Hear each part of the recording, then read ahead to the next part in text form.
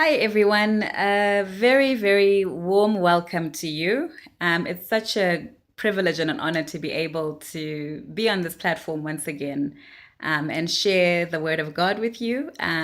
If you're not already subscribed to my channel, please do subscribe. I like to post as regularly as possible and just give you heartwarming messages of the things that I'm either meditating on in the Word of God or I feel God has been speaking to me about, or I feel could be a source of encouragement for you. So today I'm actually filming from a little bit of a different device. I'm filming from my phone. So if it looks a bit strange, please forgive me in advance. I'm not quite used to using this for filming. And I'm filming as well from Zimbabwe, from my parents' home in Zimbabwe. And it feels absolutely amazing to be on the soil and to be able to share with you from this location. So maybe just a little bit about something that I've been reading or I read through this morning in my devotional.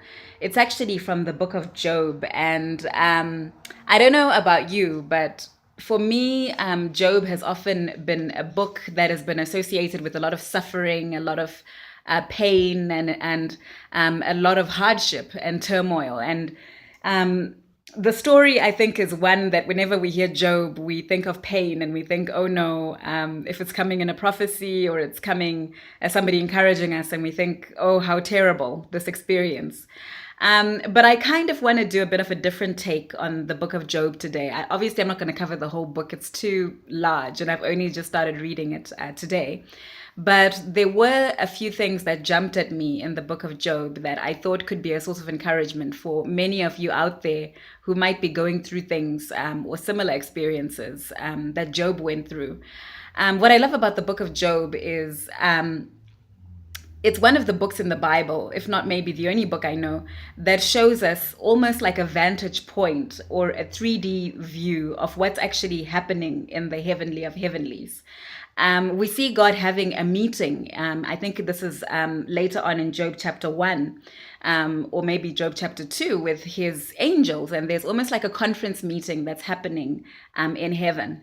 Now, one of the first things that struck me when I was looking at Job today was the way that Job, we're told in the first chapter, that even though he was wealthy and rich and blessed, because we know Job was blessed, he still would offer continual sacrifices for his children in case they would sin. In fact, the Bible reads, and I'm going to read it here from Job chapter 1, verses 5, which I think is actually verse 5.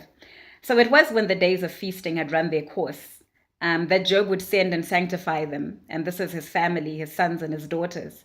And he would rise early in the morning and offer burnt offerings according to the number of them all. For Job said, it may be that my sons have sinned and cursed God in their hearts.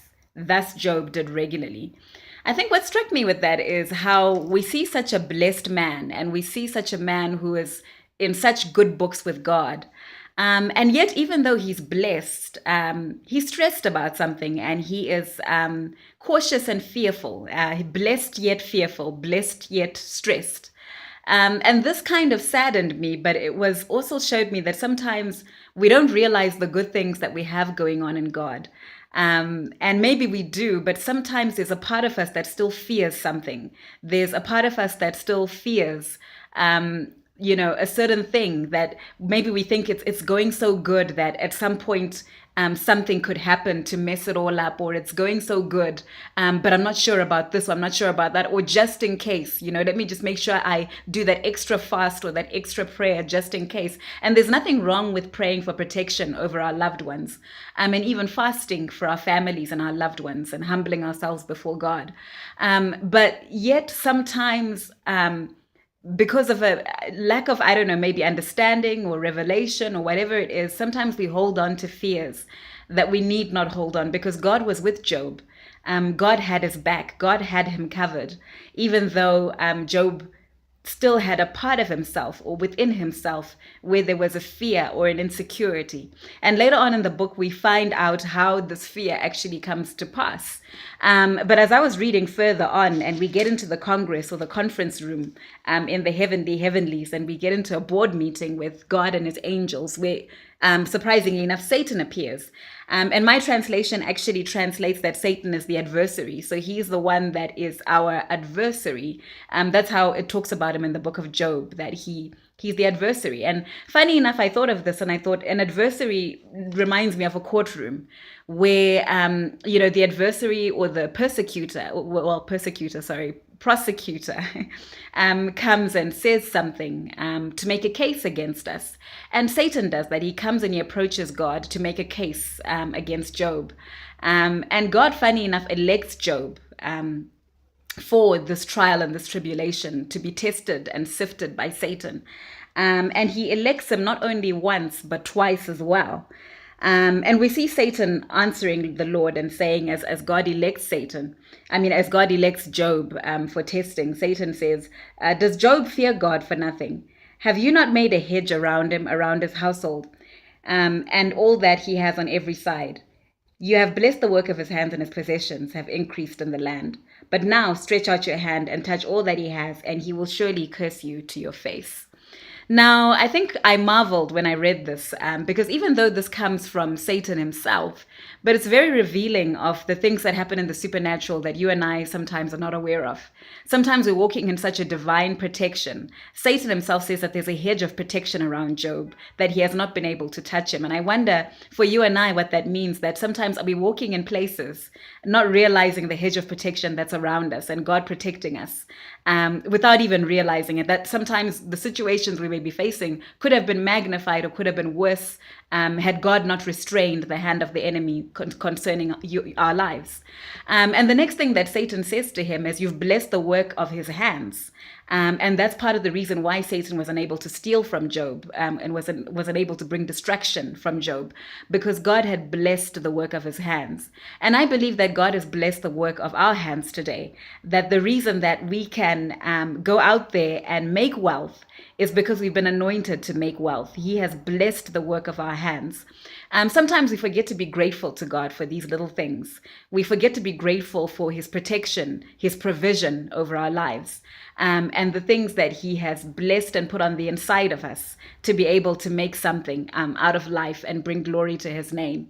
And it's a sad thing when we forget to be grateful for that, because sometimes when you're living in it, it's so easy to take it for granted. But God doesn't want us to take it for granted. He wants us to always be grateful for what he's given us. And I think just reading this beginning in the passage of Job and seeing the supernatural protection and provision all over him, despite the fact that he was still fearful, despite the fact that he then lost a lot, but the enemy was never allowed to touch his life, because God had destined his life for great things, and God had put a hedge of protection around Job, that no harm could befall him. And I hope that encourages somebody out there today who maybe has lost sight of the fact that God really, in the supernatural, if you were to have your spiritual eyes open today, you could probably see, who knows, maybe a host of angels all around you, walking with you all the time. You might not feel blessed, but it doesn't mean that you're not blessed. You might not feel protected, but it doesn't mean that you're not protected. You might not feel like God has your back and that he's watching over you, but it doesn't change the fact that he is always watching over you and protecting you. So I hope that that has encouraged somebody out there today. And again, thank you for taking a few minutes to listen. And please do feel free to share this with your friends, your family, and all those who may be going through a difficult time right now. God bless you and goodbye.